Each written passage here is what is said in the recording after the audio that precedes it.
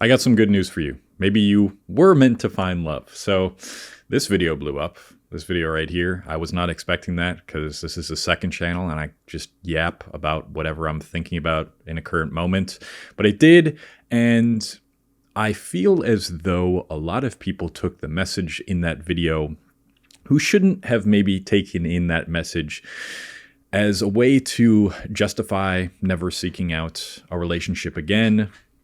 I do think the message of accepting the fact that you may never find the one, that's important for anyone in their lives who are single. They should be able to move throughout life as if they may never find their potential forever partner.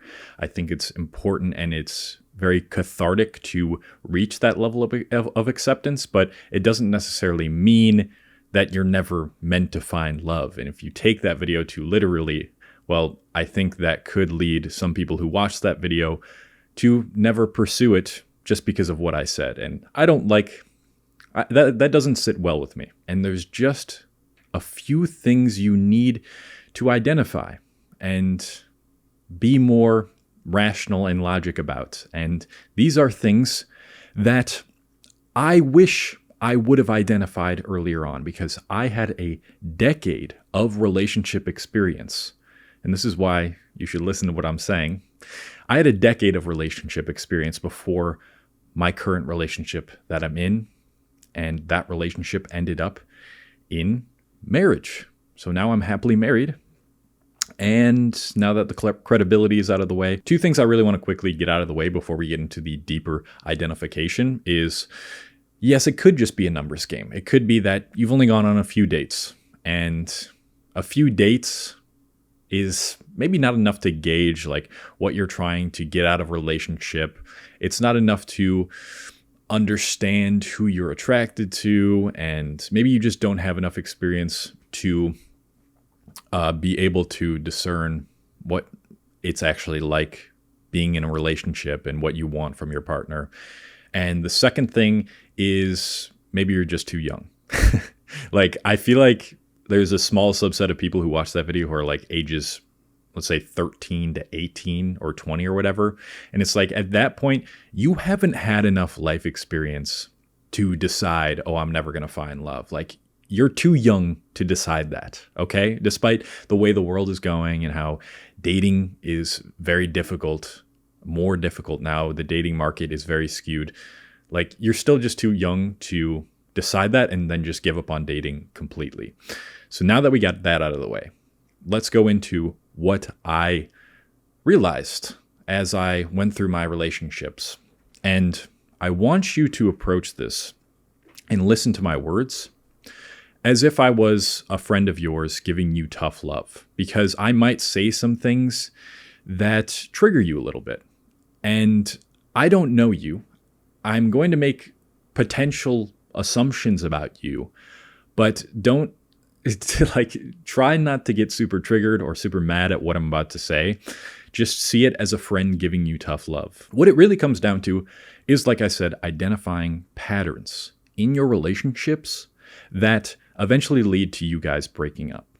So, what I like to think of, the way I put this in my head is, if you continuously attract the same sort of person, and that person has traits you find undesirable, and eventually those traits come out enough in that person for you to start thinking, okay, actually I don't find this person as wife or husband material.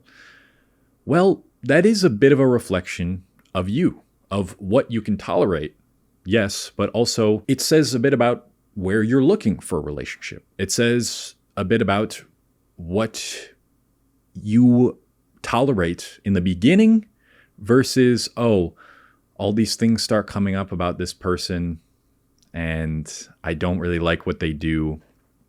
That says something about you if this continuously happens.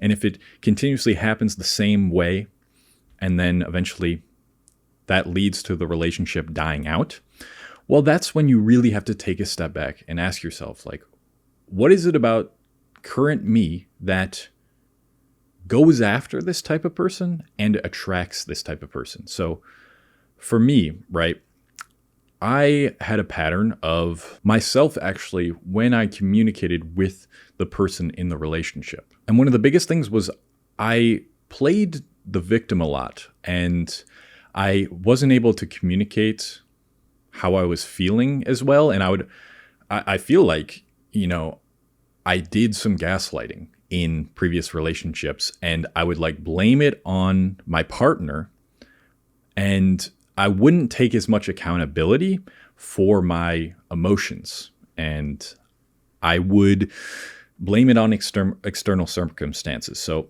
with my second relationship, here's a concrete example. With my second relationship, I had some sort of instance where I was being really jealous and insecure with her and really nosy and just like going way too deep into like what she was doing when she wasn't with me. And I was texting her about this.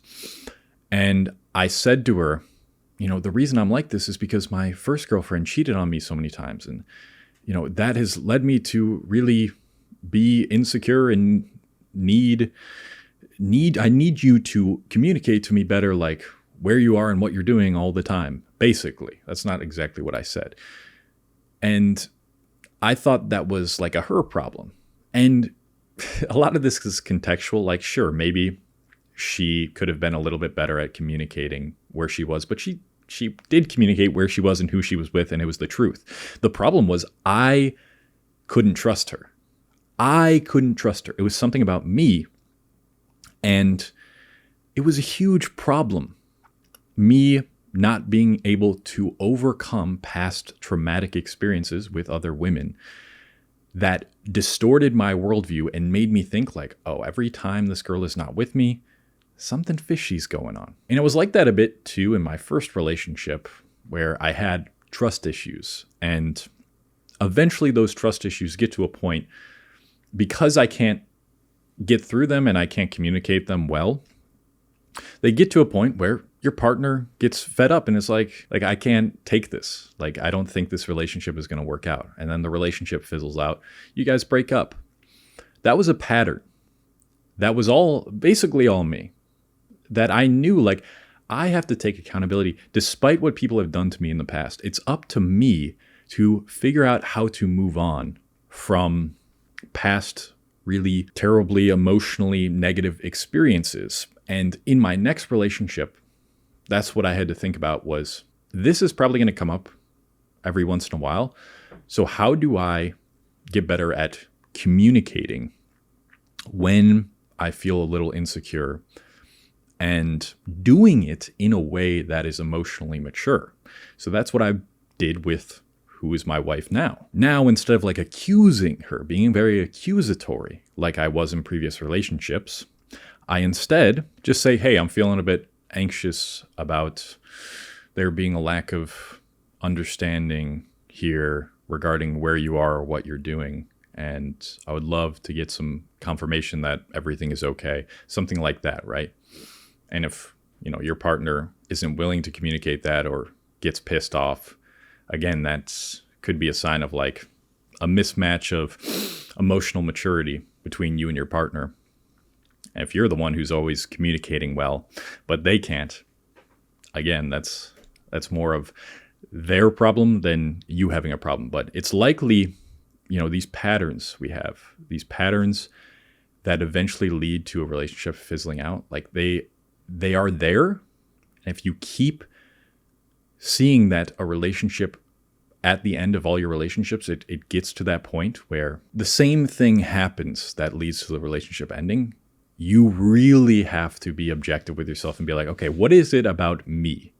What is it about me that I need to heal or overcome in order to stop getting triggered by this certain thing or attracting a certain person that, I don't know, that isn't actually like husband or wife material. Like if that keeps happening, it has something to do with you. Another pattern I didn't realize until now when I'm in a marriage is there seems to be, this is more so a man point, like a man going after a woman.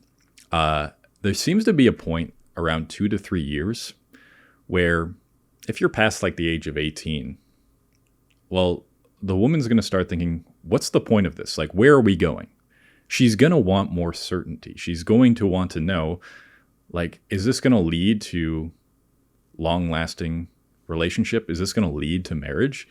And if you're still not serious, if you're still not doing things that are progressing you in life, if you don't have a purpose, if you're not financially stable, if it seems like you're not mature enough for that yet, well then, like, it doesn't matter how great the relationship was before then. Problems are going to start sprouting up because the woman is going to start thinking, well, what's the point of this? And as a guy, maybe you don't think about that as much. And you're just like, well, I want this to keep going because I love being in a relationship.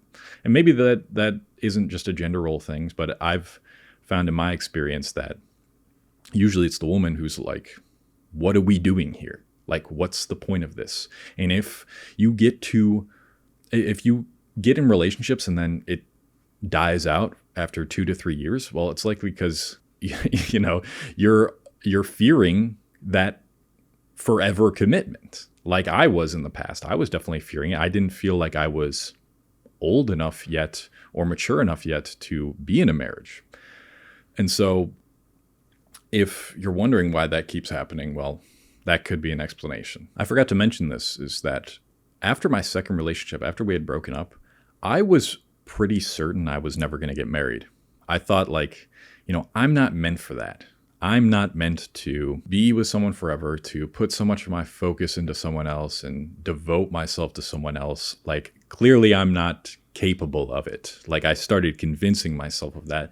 And of course, I fell down some rabbit holes online and got into a mindset of, women are this, women are that, as you usually do to try to justify why your partner broke up with you. You get into these echo chambers because you want to feel like it wasn't your fault. But this is, again, where you got to take accountability. I don't care what gender you are.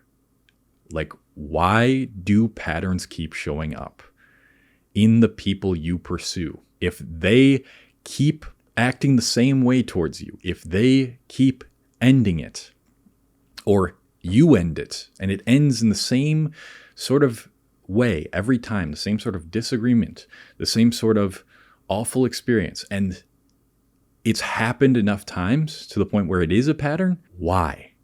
What is it that you can change about yourself, that you got to take accountability for, that you've got to overcome in order to get past that, what I consider the 2 to 3 year hump that determines whether this relationship is going to prosper in the future and go towards actually marriage, if that's what you want to do. So no, maybe it's not the case that you weren't meant to find love. Maybe it's just that you need to really ask yourself and clearly define, like, what are the things I value? What are the values I wish my partner had?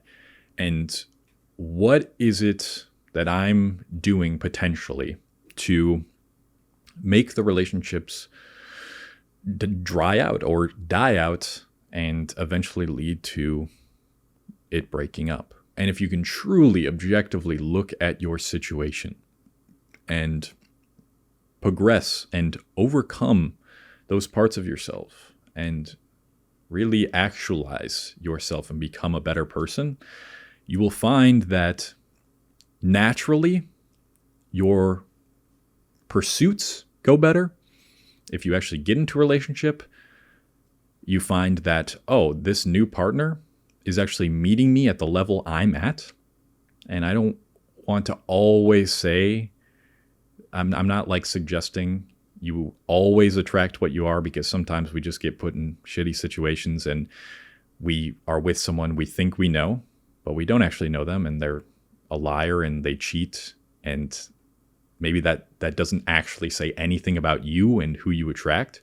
But in some cases, if you're constantly attracting a type of person, it is a reflection of what you value, maybe at the very least, what you value.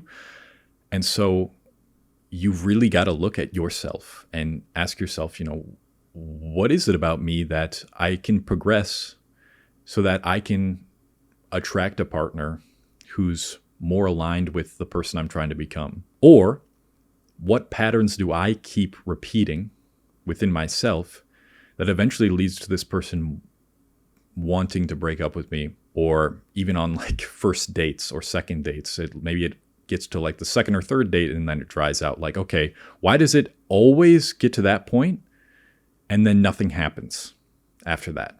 And then it never actually turns into anything. If that is a pattern, it most likely has to do with something you need to do.